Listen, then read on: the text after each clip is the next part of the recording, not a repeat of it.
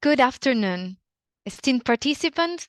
It's a pleasure for me to welcome you today. My name is Silvia Salini from ICLE, Local Government for Sustainability, and it's a pleasure to have you joining this webinar, Solving the Challenge of Access, Local Knowledge Portals to Empower Dream of Every Single Human. Indeed, it's a compelling title that we will have the pleasure to make concrete thanks to the experience and the knowledge of a great set of speakers that we have with us today. But before diving into the topic, please allow me to stress just two quick points. The first one is that just a reminder that the webinar is recorded and the recording will be made publicly available on the CESA channels. The second one is an encouragement for everyone who is attending to really exchange with us through the chat box. So please put any question that comes to your mind in the chat box. I will do my best to pick it up. So this is the fourth webinar organized by the CESA project, which is an EU-funded project grounded on the collaboration of Europe and 9 African countries, which you can see on the map. The objective of the project is to provide clean energy access and related business model, which can be replicable and have a positive and social economic impact on the local communities where these are implemented. So access to energy is really at the core of the project, and we are exploring many different solutions to do so, from solar PVs to biocooker, from e-motorbikes to biodiesel, but technology all alone cannot make it. For this reason, within the CESA project, a great attention is put on strengthening the knowledge and providing opportunity for sharing experience, because access to information is key as access to energy, and goes hand in hand with that. Especially when thinking of internet access, this link is evident, as there is no information without power, and power can be enhanced just with access to internet. For this reason, one of our activities is to set up info spots, and the colleagues that are joining me today can tell you a little bit more about that. Today we'll have an initial presentation from colleagues from the Basic Internet Foundation that are partner of the CESA project, followed by 2 panel discussion with experts on the topic and colleagues from the Living Lab in CESA who have been cooperated to make access to both clean energy and internet a reality in the respective Living Lab. So in this way, we'll try to move forward toward the goal to build a strong energy, but also digital public infrastructure. And if this concept of digital public infrastructure is the first time that comes to your ears, well, you are in the right place to learn more about it. So with no further ado, I invite on the virtual stage the 2 first speakers of today, Ms. Catherine Kimambo. She is a founder of the executive director of African Child Project and the East Africa representative of the Basic Internet Foundation. She manages the school connectivity project since 2020 until now, and that is in phase 3, with more than 150 schools being connected, and is the mastermind behind the Digital Friends and the regional competence centers that we will hear more about. And then with her, Mr. Joseph Null, who is Secretary General of the Basic Internet Foundation, beside being professor at the University of Oslo. He promotes the model of the road for access to the internet with free access as digital pedestrian and digital cyclists. The foundation cooperates with NGOs in 15 different countries in Africa, following the mission of connecting the future. So, Catherine and Joseph, the floor is yours.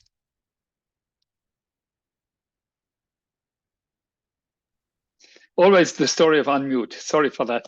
And thanks for the brilliant introduction, Silvia. It's really, really appreciated. I will stop your screen and simply take over. I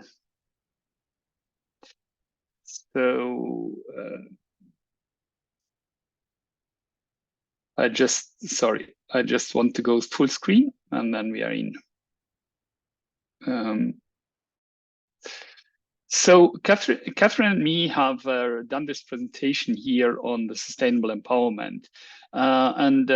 Before going into details of what we talk about, let me just start directly with what we call the catalysts for the SDGs, because we have asked ourselves, and thanks to Sylvia for the introduction, what really helps us to achieve most of the sustainable development goals. And we ended up, it's energy, it's the internet as an access, and it's the information. And that is like you see on the right side, a lot of other SDG targets, which you can directly relate if you have the access to information, whether it's health, education, something else. So that was our driver for seeing how can we actually realize that. And the examples I want to give you very, very shortly. The first one was on our first mission back in 2019, where the head of Embash had thrown away his machete and replaced it by a wonderful smartphone holder. And then I asked him, "You don't have a network here?" And he said, "Yes, I have a smartphone, but no network. But once a week, I get to a place where I can reach WhatsApp." The photo in the middle is Catherine when she connected the village of Kiparanango back in 2020. And that was like the beginning of when we see that, okay, let's connect more. And on the right side, we will later on hear from Robert how we worked together to connect schools in Kenya. And an example from the Singo school, where we gave them a tablet. Then we went out of the room. 1 hour later, we came back and we asked them, what was it, what you searched for? I expected some, cinema heroes, some YouTube heroes, whatever. No, it was Mount Kenya. It was the cultural heritage. And that actually brought us then further to ask ourselves, why is it so complicated to give everyone access to the internet? And the photo here on the right side is really from the famous 1972, the dawn of the internet, where Windsurf, John Postel, and Steve Crocker had this vision of connecting us. And if I say us, it was really our building from the university at Heller, which was connected in June 1973. And only then we connected to the landline. And that was all fine because it was followed up by the national research and education networks, being REA, Tirena, Giant, UbuntuNet, and all those, helping to connect the universities, because that's where the internet started. But then telecom came into the picture through the privatization of the telecom sector in 1993 with 2G, 3G, and 4G. And what happened was it got more and more commercialized and less driven by universities. Like the 4G is basically only, well, very few universities are directly involved. So that's when we started to think about, okay, now we have the internet, we see the value creation, but what about the societal security involving everyone in this digital transformation? And that's when we looked at the digital public infrastructure. And the photo here from Windsurf, that was when I discussed with him and his wife Sigrid at the Nordernet conference in 2003, a photo taken by a mobile phone, the topic of cybersecurity. And in 2019, the United Nations finally established this high panel on digital cooperation. And in March 2023, it was really the first time when I heard that people were adapting and saying, we need to solve the problem of access. And the problem of the access is actually the problem of the divide. And the reality is what I say, boys have the toys. And boys are paying money for, sex and drugs and rock and roll. Sorry for this English. But it's really that out of the three things you need, device, access, and skills, boys get 2 of them. And that when you ask a girl whether she wants to spend money on her family or on the cost of access, she will tell you where she's spending money. And that actually brought us over to configuring, establishing an information spot. Catherine, the floor is yours. Yes, thank you. So whenever we have discussions about information sports, I think there's a lot of things that come to mind. So mostly when we have such discussions, there's a lot that is taking place, including infrastructure. Some might think of skills, and other might think of content. So we try to make sure that information sport, or the info sports that we famously call, are things that in the infrastructure has to be affordable. So for that, we had to have like the capital cost of 420 USD, and the operation cost goes down up to 20 USD a month. So this makes sure that the solution is affordable, and more effort now is put into making sure that there's scalability of the solution, there's also sustainability of the solution after the exit. But then again, there's also skills that comes together together with the solution that we provide. But there have been a lot of best case scenarios that in different villages that we've reached up to 20 kilometers on the closest mobile tower. And what you're seeing, the picture on the middle, those are the only devices that we use when we say an info spot. And then we have our communities that are the people who assist us in connecting these info spots. These have been like the champions, or what we call digital friends, in the villages that we visit. So this is not a one person's achievement. I would love to say this is a community effort that has come from us, together with the community on ground, together with government officials, making sure that we are connecting one village at a time. So we have this scenario together with Joseph that we say it takes us approximately 20, 30 minutes to connect a village or a school, which is almost close to impossible if you think with other solutions that exist on the market. So when we speak of community-driven access, what do we mean? Most is for us to identify the needs of the community, and then again for us to see sustainability models that exist. For us, sustainability is key, because at the end of the day, we want to see how after our exit, people still use this solution, and let's say 2 to 3 years down the line, there's still impact that is being made by these info spots, but also there's still interaction with these networks. So sustainability is key for us. That's why our costs, we make sure we go as minimal as possible, but also making sure that we understand the needs of the community that we visit. So we don't go first with our solution. We first go with understanding what the community needs, understanding their pain points, how do they operate. But from that understanding and from that point of view, that's where we start now bringing the solution to life. But then again, after understanding the community needs and devising different sustainability plans, we have what we measure the mobile network.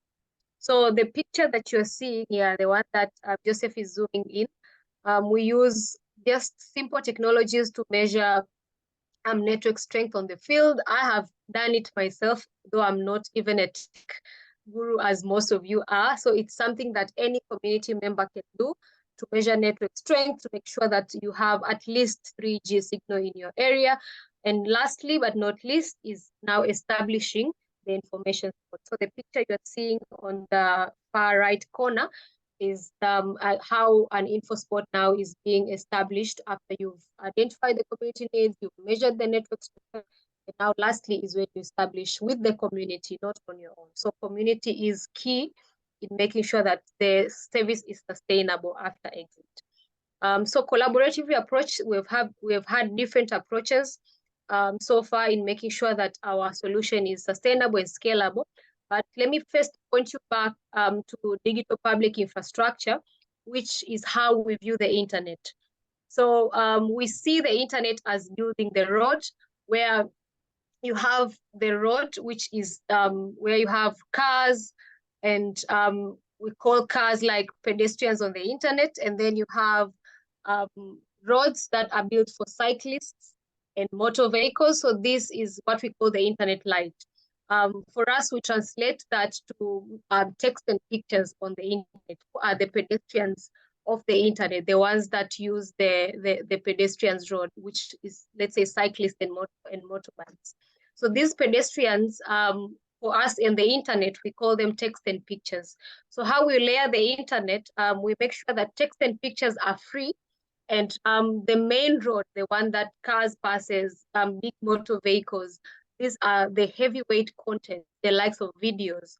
These are we call premium content. So these contents, whenever you want to access them, we try and see how we can have premium solutions that some people have to pay in certain communities to access these solutions. And if videos are maybe, let's say, of higher bandwidth, you also could we store them in the Raspberry Pi. I think I forgot to show you the Raspberry Pi in the previous slides. We've had those offline solutions for some communities.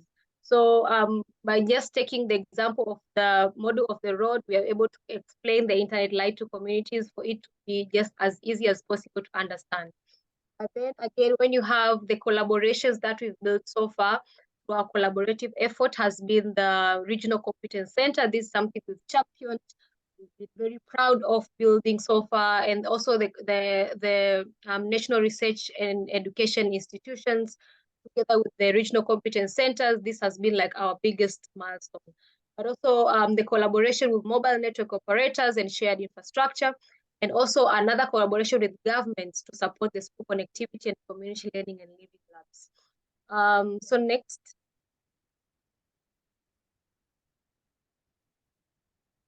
Yes. So I think you've heard the term RCC, or Regional Competence Centers. So let me shed more light on what Regional Competence Centers mean. So Regional Competence Centers for us are centers of excellence where we work together with academic institutions. We've worked with 3 academic institutions in Tanzania, and there are others across Tanzania. There are some in Kenya, some in Ghana, some in Uganda, and other parts of Africa. So we partner with these academic institutions to make sure that we are working together with the faculties in these institutions. I think in the next panel, you get to hear more from the testimonies of how these collaborations have brought about empowerment. But from the pictures you're just seeing, these are students from the University of Dar es Salaam. So they have been able to assist us with configuring of the contents of the devices, and also installing. They've gone to the extent of installing these devices on the field. They've gone to the extent of installing these devices on the field, but also working with us in training of the beneficiaries that we have been able to reach in this context, meaning the schools and the communities. So our work with the regional competence centers has been very enormous. I think it has been very impactful throughout the phase 3 of the project, and so far we are looking forward for more impactful stories that will come out of these collaborations, and seeing how we are moving the needle when we say it's not one person's milestone or one person's achievement. When we say connectivity, it's all of us coming together to make sure that we have communities connected. Oh yes, so apart from regional competence centers, we have schools. And the picture that you're seeing on the right, that's me in Tanga, where we connected a school, and that the long iron rod you're seeing is the kind of materials that we use to connect these schools. And the antenna pointed up above, I'm sure you can see it clearly.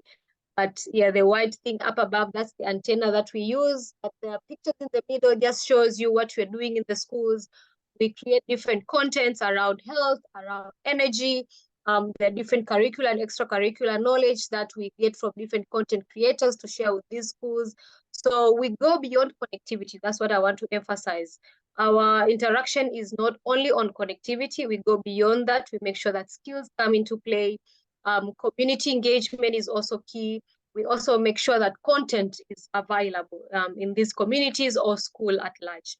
But also our third example of how we connect InfoSports is community connectivity, where we have, this is a live example of where we connected a marketplace in a Maasai land called Selela Marketplace. From the different pictures that you're seeing, this is our collaboration with the communities, making sure that communities are not left out. I think the famous notion I would say is project ownership. So the community feel like they are part of the project from the beginning of the project, to us understanding their needs and us involving them throughout the whole process of installation to even handing over of the project to these communities. So this is what we've done so far, and I think the lesson learned from year 1, year 2, this is year 3 in Tanzania, have been very, very informative to different government officials, even us informing our next decisions and what we want to do in the future. Thank you. Over to I then take over again and tell you a bit more about our community learning and living labs, because we started the whole story with saying that it's the device, the access, and the skills. And when it comes to the access, that is what we want to solve, because we want to actually ensure that everyone gets information on energy, on health, on education, on agriculture and entrepreneurship. And that is why we introduced this concept of community learning and living labs, where we would love that every municipality has such a community center where people can come together and at least get the free access. And if we also have tablets there, then the device and the access is solved, the 2 out of the 3. And that actually allows us then to have a place where you have a local access to education, health, energy, where the access is free of charge, so that people can just revisit it and don't have to think about whether they have the $1 paying for health data or paying for whatever entertainment. And that for us is also the starting point for what we call data innovation and governance, that you say, if I have such a place in my village, I actually have a starting place for the digital transformation of the society. Having said that, it's like obvious for us that when we start with the energy, we have the whole value chain of, for example, pumps for irrigation, for food production, for cows, for milk, for marketplaces, for actually building more houses, being able to afford more solar cells. So that has been like an example from Innovation Africa on how you start with the energy and you build the marketplace around the energy. That has been one of our starting points. And we've clearly seen that when we brought energy with lights to communities who didn't have any lights, it really changed the community. Same with clean water, which in these times of climate change is a lot of, has a lot of value for each community. So having said that, we actually want to then finalize by the opportunities of saying that we still need to solve the challenge of the $20 per month. And that is, I guess, what Charles and what Robert and what others will discuss in our discussion rounds later on. But the first starting point is through local information, we empower the local society. And by empowering the local society, we actually bring a trust center into the internet, an internet which is in these days tapped by fake news, by hate speech, by pornography, and all the kind of bad examples on the internet. And that is one of the reasons to build this local information spots controlled by the community for the community, by the people for the people. And once you have the trust into the internet, it makes it so much easier to then actually build also the base for business by inviting insurance companies, bankings, by putting information on electrical goods, by a portal for other equipment which you may have. And last but not least, the transition to also monitor and control using the Internet of Things. And that has been basically our journey with CESA in implementing the energy spots. And when you want to read more, go to the CESA pages, see our courses, and an introduction, then what are the details of the regional competence centers, and then how the info spots are set up, how they are configured, and then the L3 talking about more on the total aspect of what it means for the rural areas. And last but not least, examples on energy courses, which we have on the CESA as well on the local village and community server. So having said that, I'm looking forward to your questions before we then start with session 2 on the community engagement and session 3 on the lessons learned. So thanks, Catherine. And any questions, please? Thank you very much, Joseph. While people think about what would be the best question among the many, I just put in the chat box the link to the courses that you mentioned so that people can also go and have a look at those.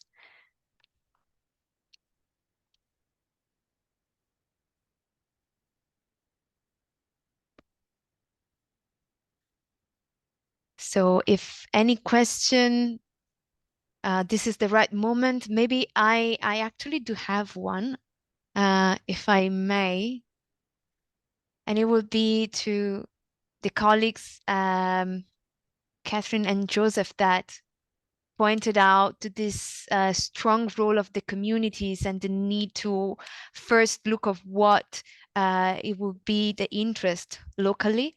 There was this assessing the needs repeated in your presentation. That was a full journey through early stages and conception to the realization. So thank you so much for that.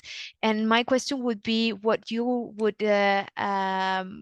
pinpoint as the main needs and how much of a difference you observe across different kind of communities or across different countries, or maybe no difference at all, and actually the needs are really the same a bit everywhere. And then I saw that there was a hands raised. So if any question, please feel free to put in the chat and we will read out loud. Thank you. I can start because I see that Catherine is still muted. So to your question, Sylvia, what we recognized is that doesn't matter which community we are coming to, we always have some young people who say that, hey, we don't have internet here. I need internet. So it's really about getting the internet first, because from the young people, they know what WhatsApp is. They know what Facebook is. Well, Snapchat, all the kind of things. So from them, a village without internet is a village you have to leave to go out to another world. And that actually then brings this first part of the migration from rural cities or from rural areas to the cities, where it's then evenly hard to finally get the job. So the internet in the rural areas is actually part of bringing interest into the rural communities. Catherine?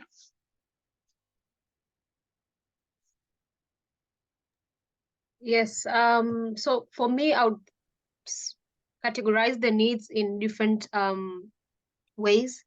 There are communities where you'd find people from different groups, different backgrounds, and they have different needs. So I think for us, there are needs around learning, could be needs around what they need to learn online. So there are communities that are maybe farmers communities, they need to learn about what are the best crops to when are the planting periods, what to do here and there.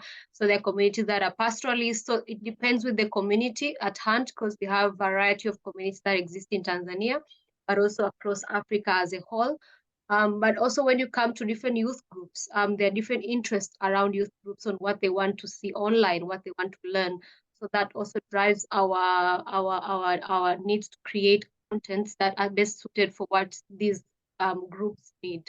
That's why when you're seeing there are contents around health, so this is what we've observed in different communities, like there are different diseases that are affecting that community. So we create health contents around that. There are different, maybe there's a community that is affected by maybe so and so, could be anything like maybe finances or any type of entrepreneurial knowledge that they need. So create content around that. So content is usually created after we understand what the community is all out after and what they need to learn as a community. That's on the terms of content. But I think connectivity is something that everyone needs, every community needs. So that's given, but also a package now that comes with connectivity. That is what we really keenly want to understand from community basis.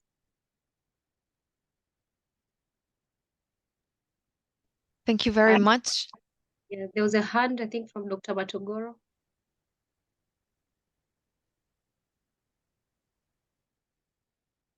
I don't know, yes, if the hands raised is a question that still can be picked up. So please feel free to put any question in the chat box. Yeah, Twaya has put the question out, are the courses available free of charge? And Yeah. I wrote the answer, yes, but then you need access to the internet to get to that web page. Unless you have the info spot in your community, then they are free of charge. So it's always the question of the access. And I see that Yes. Matagoro has unmuted, so please. Yes, thank you, everyone. Thank you, Prof. Joseph and Catherine, for the wonderful work that we are pushing. I appreciate the collaboration that we are undertaking. And maybe one of the questions that I would like to raise is on the issue of sustainability vis-a-vis regulatory challenges, especially on the licensing mode. How do you plan to address that challenge? Thank you. Yeah, we had, if I jump in here, Catherine, you just have to overrule me. You know how professors are, they're always talking. So my first answer would be, we have very good examples of people who have established this $20 in their community to pay it, if that was the answer of the sustainability. When you talk about licensing, as we are only using mobile network equipment, which is already accepted in the country, there shouldn't be any problem around that. Did that answer your question, Matagoro?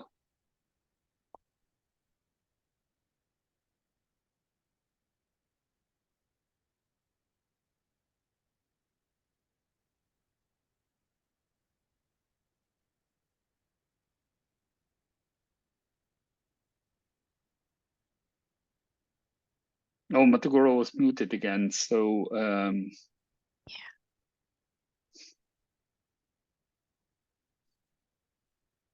I think yeah, we are trying to unmute him. because I'm not sure whether I captured all of your details which you wanted to have. Here we are.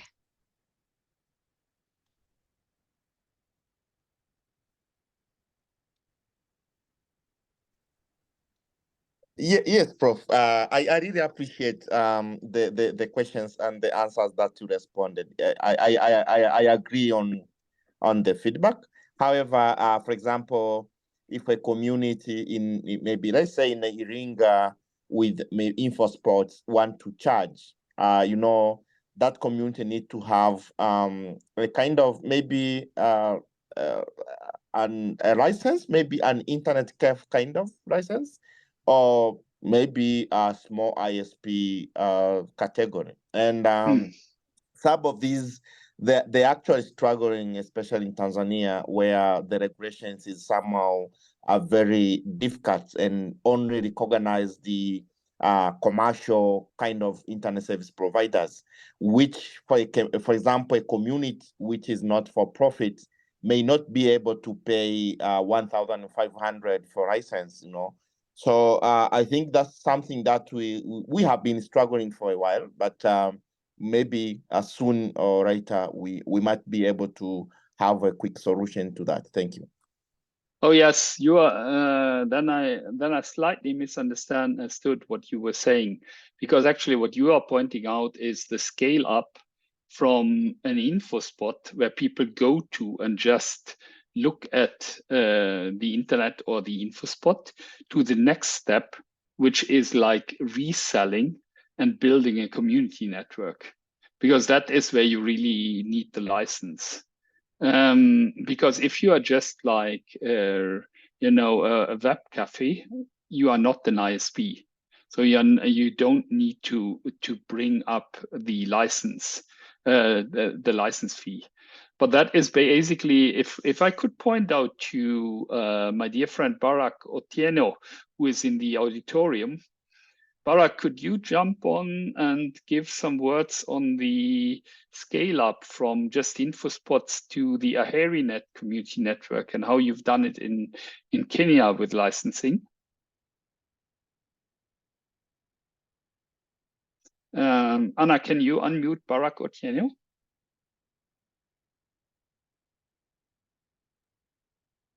Yes, just 1 second. Sorry, I hadn't planned to throw Barak into the game, but as I've seen that he is part of the auditorium, then I thought it's a good opportunity to just grab him at his ears and tell him how the process in Kenya was. Because like the scale up is always a challenge. Barak, please. Oh no, he says he's unable to talk. Okay. Well, in that case, we'll come later on to that.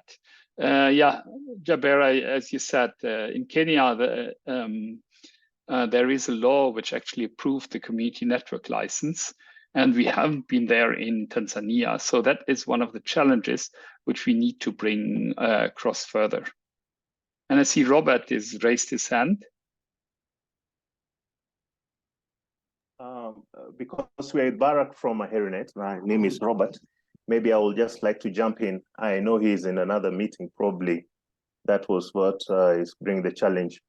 When we started deploying the digital villages, because the space is heavily regulated in Kenya through the Communications Authority, we were open to them, and we tried the freemium model where for once there's information on development that is available to the community. But of course, we have other demands that go beyond development information or government services that necessitated us to kind of charge for that. And so there was a freemium model, which means that there was income that was coming in, but also we were working in communities, and the regulatory framework for community networks was just being built. And so the Communication Authority was carrying out quite a bit of research with AheriNet, and they put a clause that we couldn't go beyond counties. And this kind of restricted then the growth of the community network. But there is then the need to, there was the need then to upscale and also provide internet as a medium internet service provider and get the licensing framework for that. So we decided to separate the ISP, the mid-level ISP, which will develop or will get surplus and support the community network. And through time, it was a new concept, novel, in that community networks were not yet licensed then, but they have accepted. So we have two entities, the community network part of it, and also the private enterprise, so to speak. Thanks. I hope I have made it clear or informed the conversation. Thank you. Thank you very much for this first-hand experience, and I would definitely pick up if times allows on this regulation issue, because of course in this discussion we look very much sometimes into the technicalities or the social aspect and how to get the community on board. But then there is a bigger framework where, of course, those actions have to be placed, and this is not to be forgotten. In this moment, I feel the conversation is heating up, and it's perfect to get on with our agenda. I will then invite Catherine Kimambo to take the lead in the next conversation on community engagement and empowerment, and also to introduce our distinguished speaker. Catherine, the floor is yours. Thank you so much. I believe all my speakers are in. We'll start by reading out their bios. If you're tuning in for the first time, this is the first panel where we're speaking of community engagement and empowerment. So I'll be moderating this panel, and my name is Catherine Kimambo. To introduce my first panelist, his name is Baraka Maiseli, or I would call him Professor Baraka Maiseli. Professor Baraka Maiseli received his PhD degree in control science in engineering from the Harbin Institute of Technology in China in 2015, where he emerged as an outstanding international graduate. Professor Maiseli received also his master in electronic engineering and information technology. And currently, Professor Baraka Maiseli serves at the University of Dar es Salaam as an associate professor. He's also been the one championing regional competence centers at the University of Dar es Salaam, and he has actively promoted school connectivity and community connectivity within his students. So welcome on board, Professor Baraka Maiseli. And next would be Dr. Robert Owino, all the way from Kenya, our neighbors. Dr. Robert Owino is a seasoned development practitioner. He leads the community initiatives support service, shortly known as CISS, in its effort for sustainable rural development. In 2010, he founded the AHERI, the one you're hearing, the Africa Higher Education Research Institute, AHERI, aiming to enhance relevance in higher education to develop higher education to development with a team of multidisciplinary academicians from across Africa. Owino's mission centers on leveraging scientific diligence to set Africa's development agenda while respecting societal values and promoting innovative-driven homegrown solutions. So he'll tell us more about how is he developing innovative-driven homegrown solutions through the AHERI Net and other initiatives that he has championed. Also, he has connected 45 schools in Kenya within 3 months. I think that's also something to commend. And also he's demonstrated efficiency within rolling out of the InfoSpot. And lastly, but not least, is my mentor and favorite colleague or person to work with. This is Professor Joseph Noel. So I have worked with Professor Joseph Noel for almost 4 years now, and it has been a revolutionary journey.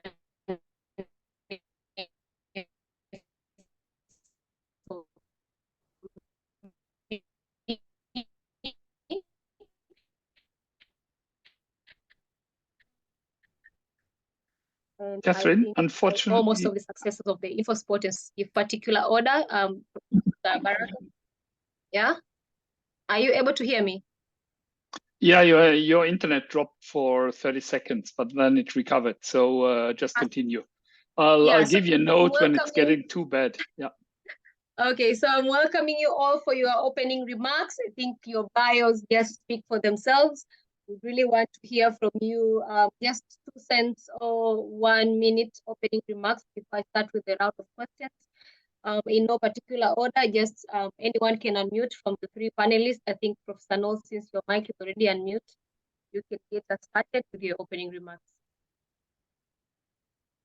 Oh, I'm really pleased because my biggest learning on all my journey was when I came to Tanzania. It was really the communities who required that we should connect the communities. So it wasn't any governmental actors. It was really the demands from the communities. And that is what I also recognized with Robert and Barak and the team in Kenya. And what I now see with all our regional competence centers, it's the communities in DRC, in Uganda, in Ethiopia, who are asking us to help connecting. Okay, thank you so much. I think with all your years in Tanzania, you have confessed that you haven't learned Swahili yet, so I will let you off the hook with that. Robert, over to you. Thanks, Catherine. I would also like to appreciate and acknowledge Professor Noel. It was when we met him that we actually activated our internet connectivity options. We have worked in connecting even before the government had initiated its digitalization process. We connected quite a number of schools. We have also developed info spots that are operational now. And currently, I'm actually in one of our field offices. We have instituted, or we have a plan of connecting 8 community networks by the end of the year. And probably later on, I'll be discussing on the issue of governance, bringing the community at governance level of community networks for sustainability. Thank you. Thank you so much. It's been a pleasure working with you, Robert. I think hearing also about the stories of how successful it has been. Over to you, Dr. Baraka or Professor Baraka Maisel. Congratulations on the newly title. I'm also looking forward to hearing more about your experiences and what you have done with UDism. I think your opening remarks will tell us more about that. Thank you very much. You see, when this project came in, I think it's Catherine that you brought it. It was really a very revealing experience because it was a bit new to me because we have not done it before. So when it came in, I said, wow, this is a very wonderful opportunity because one of the vision of our university is to impact the community.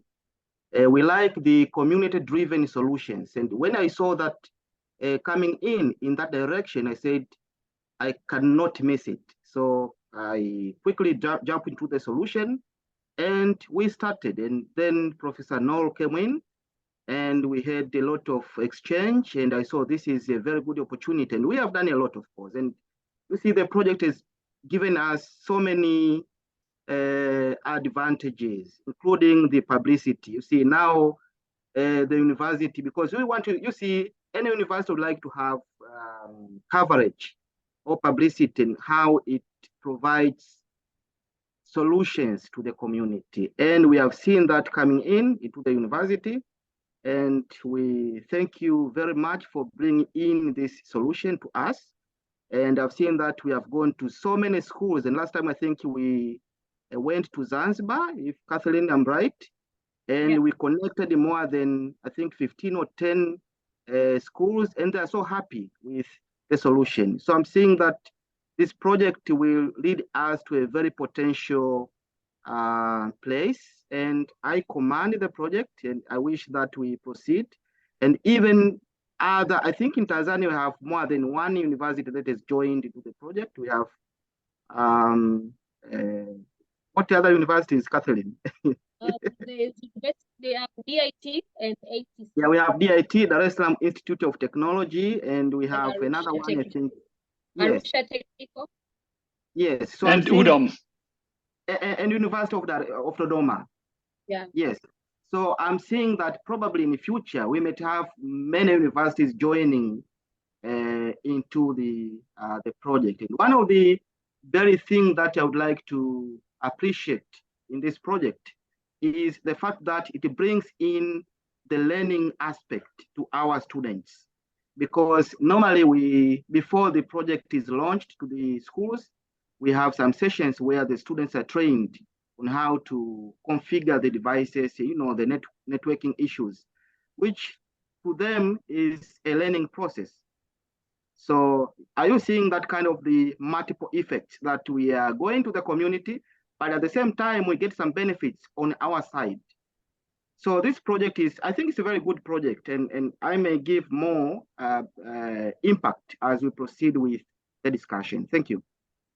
Thank you so much for your opening remarks. I think I sit in the presence of doctors and professors. I might name myself Dr. Catherine Kimako, if you allow me. So let me get started with the first question. Over to you, Dr. Baraka. I think you had already started shedding light on what we've been doing with the University of Dar es Salaam. For the interest of many, how does UDISM participate in community engagement?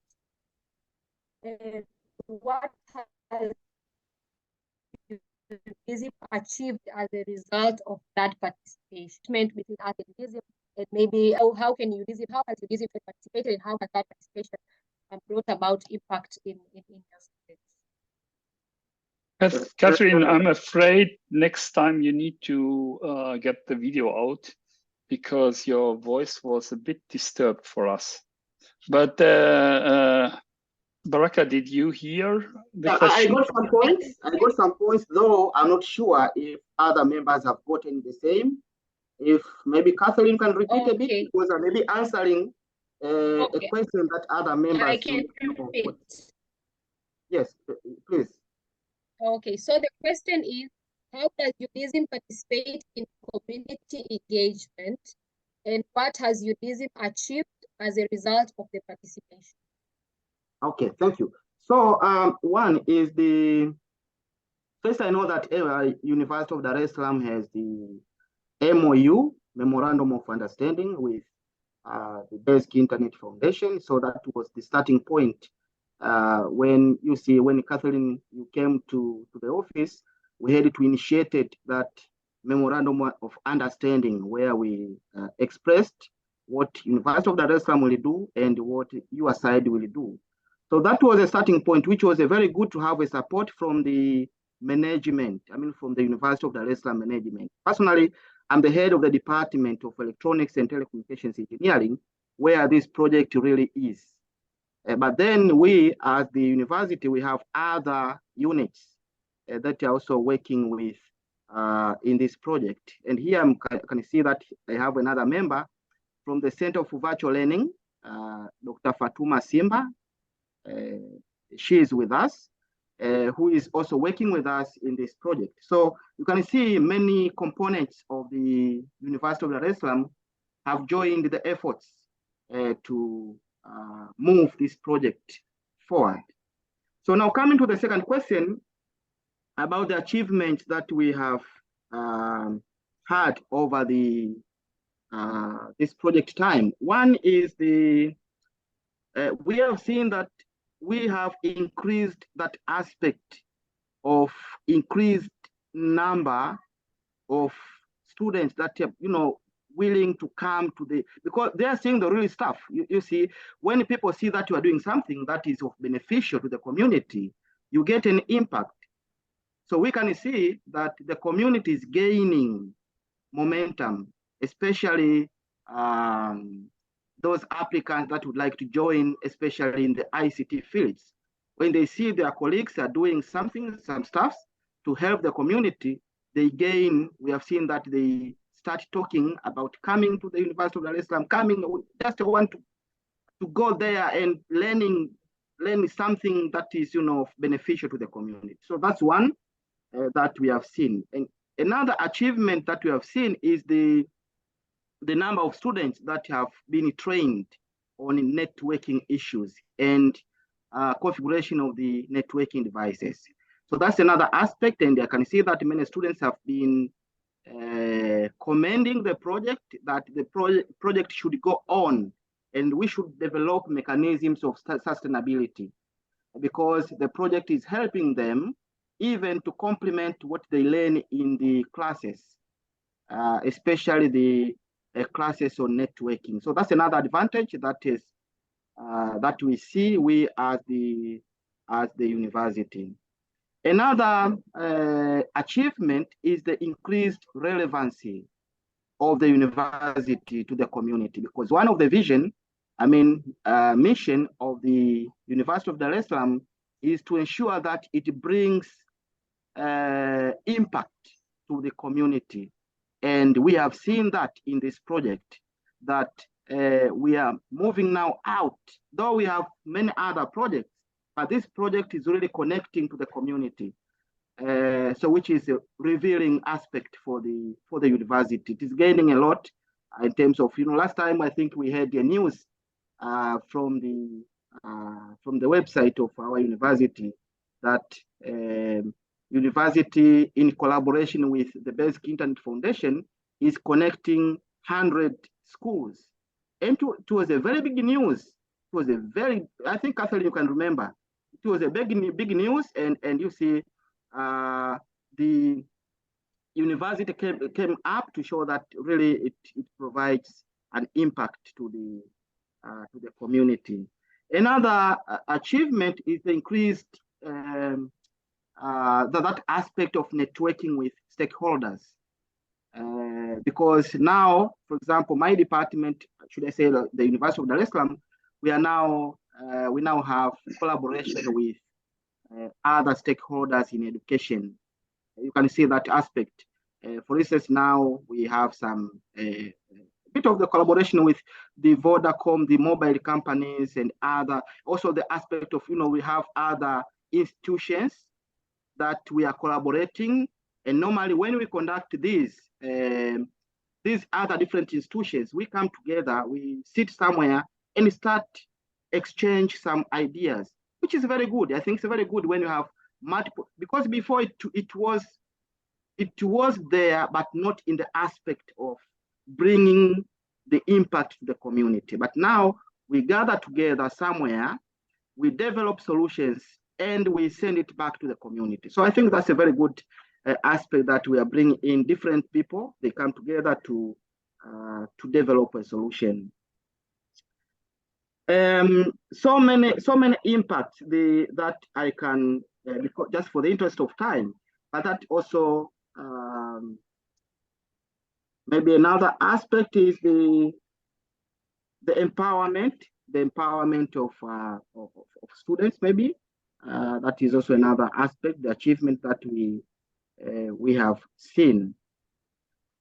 Otherwise, because for the interest of time, let me stop there, unless you have some additional questions, any other follow-up question that you'd like to ask, and I would be willing to answer.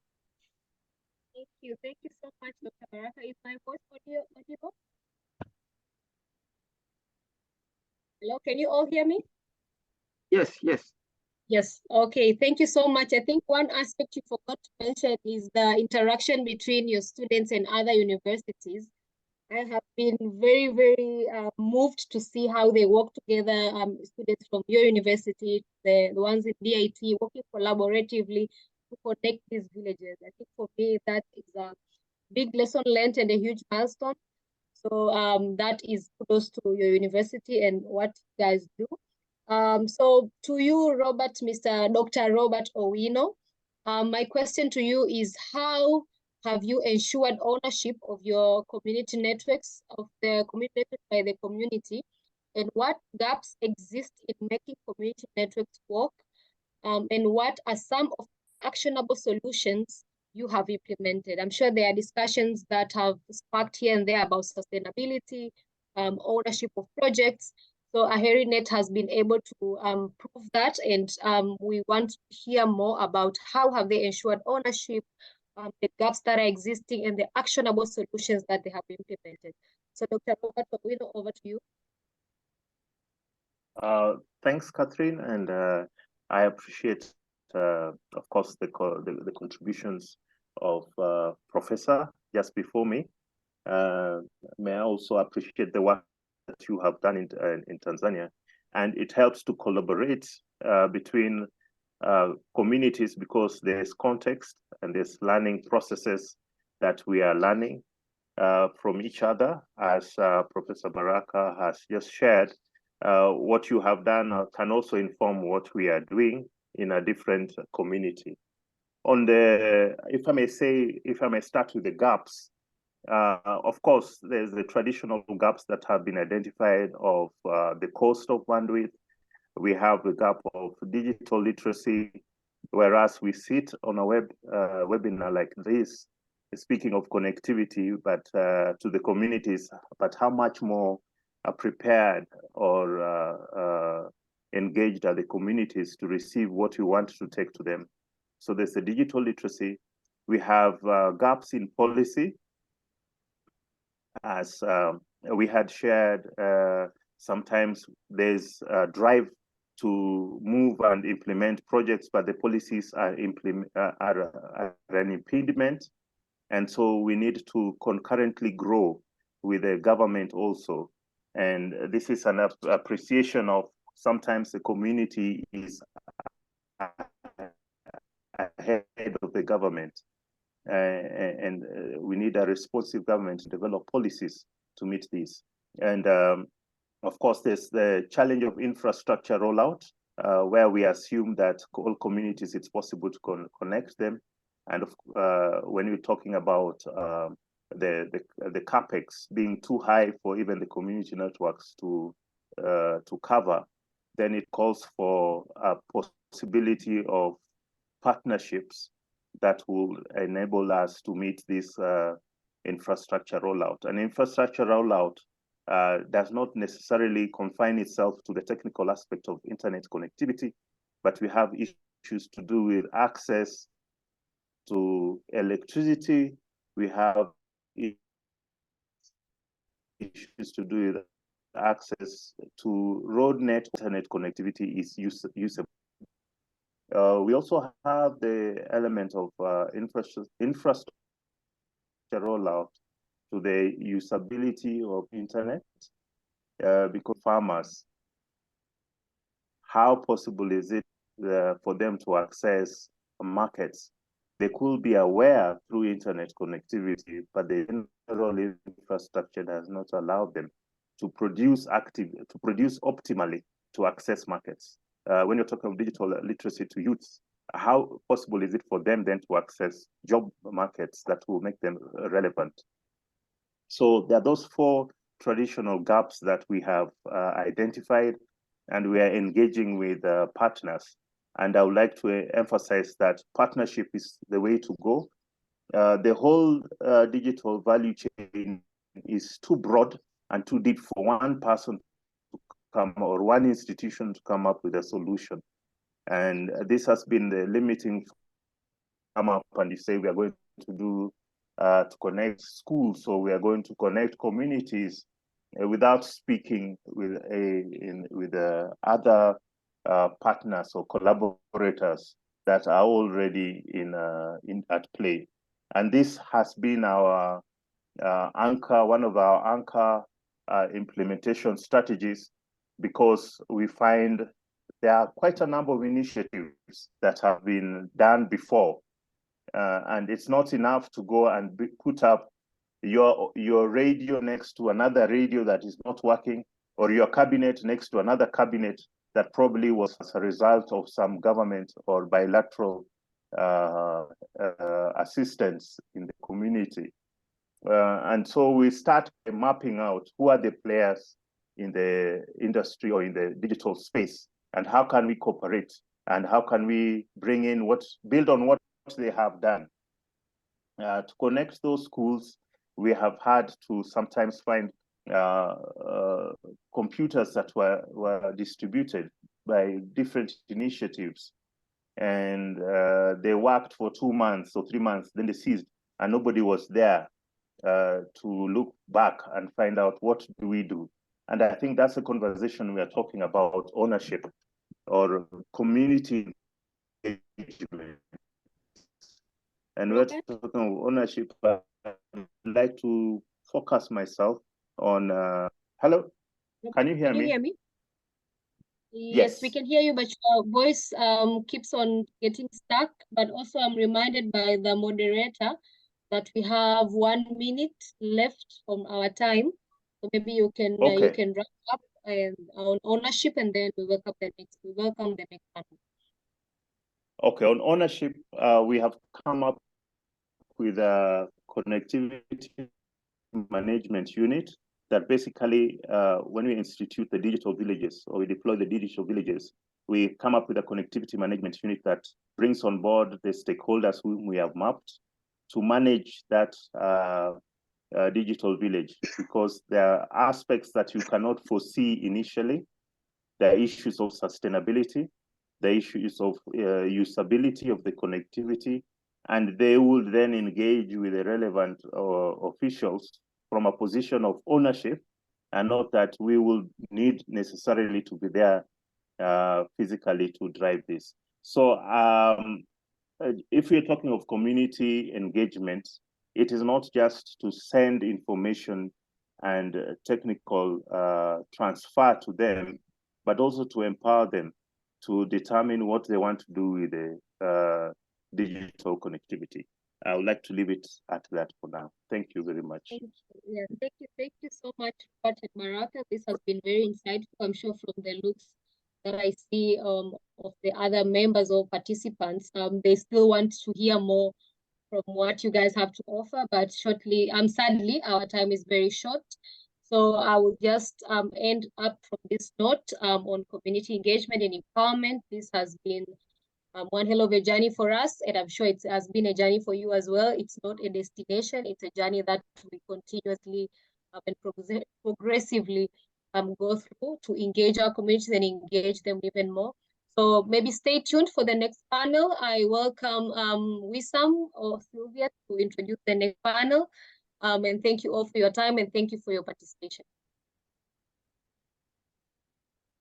Thank you very much, Catherine, and thanks to all the speakers for the enriching exchange. I have paper plenty of notes, but as Catherine said, time is running, so I will give the floor to Wizan Mansour, who is also an expert and a key figure within the CISA project from the Basic Internet Foundation, to introduce the experience and lessons learned from the field work, as well as the speakers that are going to share their experience with us. Thank you, Sylvia. Thank you, Catherine, Joseph, Barak, and Robert. Thank you for the nice session. I'm really delighted and honored to stand here in front of you for moderating this session. It's insightful, will be an engaging session. We have gathered here common purpose to explore and discuss many topics that we can learn from the field, from our partner. Our speaker and panelists are generously will share with us their expertise and experience from working with digital inclusion and bringing connectivity to their local communities. That's insightful. They will bring it to the table, and they will enlighten us and inspire us. Throughout this session, I encourage you all to ask questions and also share your suggestions and thoughts, please. Let's approach this session an open-minded and threadful for knowledge and commitment to foster an atmosphere of collaboration and looking to connect the unconnected. Let me just introduce my panelists in this session. So I have with me here Charles Ogello. Charles is a high-skilled expert in the field of sustainability, development, innovation, renewable energy, water, sanitation, and hygiene. Having a wealth of experience in project management and coordination, he has provided support and spearheaded groundbreaking project at both national and international level. Also, I have with me Albert Awopon. Dr. Albert is a senior lecturer at the Department of Electrical Electronic Technology at the prestigious Akenton Apiho Menko University Skills Training and Entrepreneurial Development in Ghana. Hopefully that I did it well, the university name, sorry, of any fail in pronouncing the names. With over than 27 years of teaching experience to his credit, including 16 years at the tertiary level and additional 4 years of teaching in further education colleges in the United Kingdom. He brings a wealth of knowledge and expertise to the realm of education. Also, I have Jonathan Morengani gladly joining me. Jonathan is a postdoctoral researcher at the University of Oslo, working on digital societies.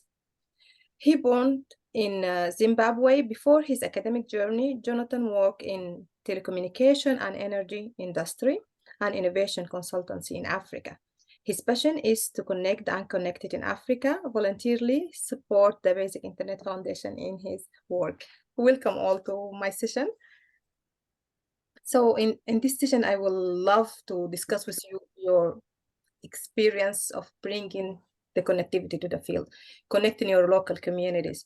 So we will benefit from this experience to bring it up to the new communities, bring it to our partner, to people that would love to bring also digital inclusion to everyone in our world. Please let me start with you, Albert.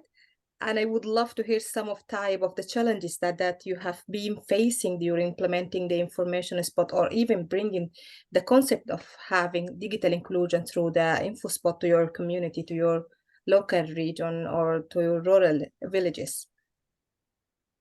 Thank you so much, Emerson, for the introduction. And I would like to say you got all the names almost right. Thank you. Thrilled to be here today to discuss the challenges and sources and strategies for improving internet access to rural areas. I would like to say that in Ghana, we are now really setting up our info spots, but of course, we have gone to survey and to speak to the communities that are to benefit from these info spots. And there are already some challenges that we are anticipating. And one of them, especially, we're looking at the actual use of what we are developing, either as an information spot, an info spot, just for them to have information that will be on it, or whether it will provide internet, that is internet connectivity to rural folks. And so the problem is migrating from an information spot into the internet, because the problem of affordability then comes in if you are talking at the internet connectivity, because the rural people are speaking to some of the communities think that they're going to get probably a cheap internet, because we're looking at the economic levels of these people. And so that is one of the challenges that we are facing, because speaking to them, will they be able to pay for this internet? Yeah. The other thing is depending on where we are looking, because different areas have different needs. And so in the pure rural communities, the digital literacy is one big problem. Some of them have limited digital skills to use the internet. It means that we need to create a need before they can even begin to think of using the internet. In some of the communities, especially where recently we have installed our solar molecular grid system, the community do not have electricity at all, and internet connectivity. Therefore, of course, they don't even have mobile phones, because the network, when there was no network. And such a community is one of the communities we're thinking about putting an info spot. And here is the case: people do not currently have the mobile phones to use. And so that is the one issue. But using this at an info spot, another problem is the relevance of the content. We currently have some content from our NUC website, which is free of charge, using the info spots. But will that content be relevant to the rural communities? And so these are some of the challenges we're looking at. And so, of course, with these challenges, we're really thinking about solutions. But let me leave it here and wait for other people to contribute. Thank you, Albert. And really, as you said, so now we have just looking into the challenges, and we would love as well to see if we can contribute, we can bring new innovative way of solving these solutions, because in the end of the day, we want to bring all our people online. We want them to benefit from this digital information, to have health better with more health information, more education, as they can access courses, information on all the different level of education, also agriculture, and bringing the sustainability. And in this point, I would jump to you, Jonathan. Looking to your experience, I would love to have just a short or brief of what you're thinking will be. Is there anticipated impact of digital inclusion or regional sustainability development? Thank you. Thank you, Wissam, and thank you to our guests. I'm happy to present this CISA webinar. So if we have heard from the beginning, as Joseph and Catherine introduced the subject, they focused a lot on how we can develop the digital public infrastructure. So how do we make the internet and digital technologies affordable, accessible, and available? And later on, we saw real case studies from Aheri, but also from Kenya and Tanzania on how this is happening. And now, as the Professor Albert has alluded to, is that we still face challenges, and we have to think creatively around this. I think this session is by design more for more academic, not because that's what we want to do, but that also explains to us that there's a role that universities can play in making sure that digital transformation happens. As Professor Masilela alluded to, that at UDSM, they are working hard to make sure that they train people, they collaborate with communities, and they get the technologies out there. So then what I'll then do is not to present any magic wand, but to stimulate and provoke some questions and to say, we have seen what's happening in Ethiopia, what's happening in Tanzania, what's happening in Kenya, what's happening in Ghana, what's happening in other parts of Africa. But what are the issues that are arising in these communities? Because not all communities are the same. There could be common problems, but there could be specific problems. But also, as much as these communities face challenges, they also have solved them. So there are also solutions that they can share. So we can learn from Tanzania on how we collaborate, because Catherine has done a wonderful job in building collaborations. We can learn from Aheri on how to get the community on board, because they've done a wonderful job in getting the community to do something. But we can also learn from Ghana on how they are starting to do things. So I think between us, we can create a community and a network where we can share information and see how that happens. So I think my role will be to say, what is it that people in DRC are trying to do, and invite other participants here to say, share your experience, even in one sentence or two sentences, so that at the end of the day, as we close this session, we have learned what we can do together to make a change. So as much as our effort is connected and connected, but how would we also make the unconnected meaningfully and actively participate in the digital economy and society? Yes, Joseph told us about the girls who quickly connected, and they'll be looking at Mount Kenya. So they're not looking at other things that we think about, but they immediately thought about Mount Kenya, about their surrounding.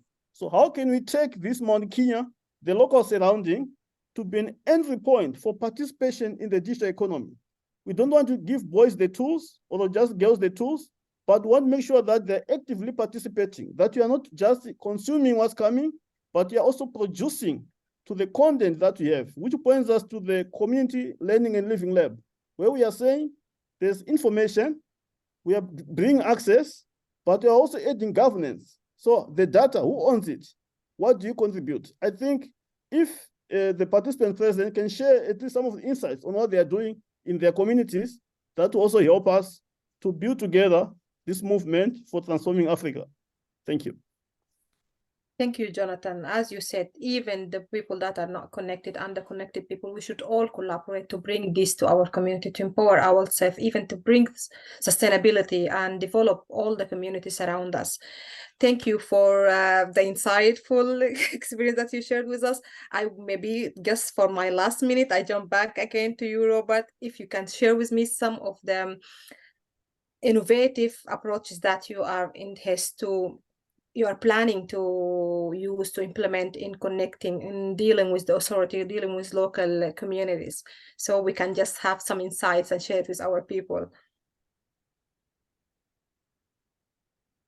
Thank you, Wissam. Am I audible? Yes. Just before I get to share some of the things that we are doing, there's an assumption, and I have seen it in a number of initiatives, that digitalization is supposed to target the youth.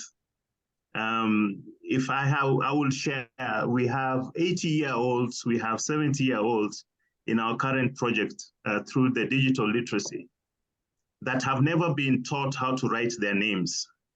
We're using pen and paper, but now through the computer, they're able to write their names, and this really excites them. And I think when we're talking about connectivity, we have an ecosystem as a separate entity from a HeriNet that focuses on internet. And so we have an audience that we normally work with on food security, on environmental conservation and management, preventive health, and economic empowerment. So when they access internet, they have a direct use of the internet to their specific needs. And I think this is an area that, as Jonathan is trying to say, that we're moving from ideas to action. We're moving from the academic to a praxis where actually then we have actionable results or evidence-based results. Of course, we have a challenge in the policy area where you find the community are really engaged and want to move ahead. But our governments are also an impediment to this. As we target to reach out to the community, we need also initiatives that reach out to government officials to open up or to teach them that if they empower the community, it makes their work easier and makes the general success easier. Thanks for that, Lisa. Thank you, Robert. And I'm really sorry. I would love to go back to you, Albert, to get more of the innovative ways that you're planning to empower your community with. But I think that we are running out of time, and I have been really happy to talk to you today. Thank you for all the shared experience. I'm looking forward to having similar session in the future. Definitely, we will do that again. Thanks a lot. Yes. So we currently looking at, because of we're talking about content specific for specific areas or locations. Of course, we may have, just like the former speaker talked about, but we are looking at having community engagement platforms. And we're thinking that by having those platforms, because we need to create a need for them to even use the internet in the first place. And we're thinking community engagement platform will help them having some sort of their social media and things that will be communities specific. Currently, we have local communication devices where they speak in the local language for announcement and other things. And we're thinking migrating that into our digital platforms can help, and that will be community specific. That will help them to use it. We're also looking at probably having mesh networks. The info spots, as we have them, one info spot for a particular area with a limited distance, 20 kilometers per the height that is mounted. We're looking at probably linking them, having a system that will link up the internet. And we will speak to Joseph in terms of the cost, whether there is a possibility of incorporating satellite internet.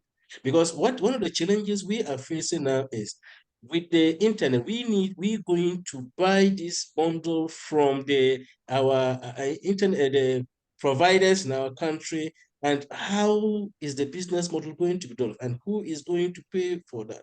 But we're looking at if there is a way to have the satellite internet, and that is one thing that we think can perhaps help a lot with the rural community connectivity. Thank you. Thank you very much, Albert and Wisdom and Jonathan, for this second round. There is a question out there. I'm afraid we will not be able to address it in the 4 minutes that we have at disposal before closing the webinar, but I'm sure that a colleague took note of it and it has been recorded. So worst case scenario, we can always go back to that. Indeed, it is a journey. It was 1 hour and a half, definitely not sufficient to disentangle this complex topic. And we heard how much is not just about getting the internet accessible, but it's really to make connection across different people, different kind of partners, different institution. Even when we go to the policy level, that is an element that will enable everything. We heard about how much universities can gain, or learning institutions can gain from backing up and supporting the local communities, the central role of the people that ultimately are going to benefit from this, the opportunities that those enhanced access to internet will bring to youth, and for the rural area to really widen the set of activities that can be performed in the site. I liked very much also one point that Jonathan brought up, which is the community, not just as a user, but also content creator. So how we move from having them just as benefiting as to the having them supporting and creating content that is definitely relevant to them. So thank you very much for the great discussion. It was a pleasure to be here. I thank all the colleagues from the Basic Internet Foundation that have been organizing the webinar, as well as all the speaker, Jonathan, Albert, but also Robert and Baraka in the previous session, as well as all the participants. As said, the session has been recorded and will be available online. So our suggestion before closing is really to connect, in this case, with the CESA website, where all the latest activities that we create are available, as well as to check out the NUA Campus, which is the virtual e-learning platform that we use to upload all our courses. The next one, this is not last webinar, there is a more to come. The next one will be on Second Life EV batteries, so how to repurpose this source, and it's going to take place around first half of December. So check it out, our website, for further news. And with that, I'd like to thank you everyone and to wish you a great continuation of the day, and most of all, continuation of this discussion. Thank you again. Thank you all. Thank you so much. Have a nice day. Bye. Bye for now.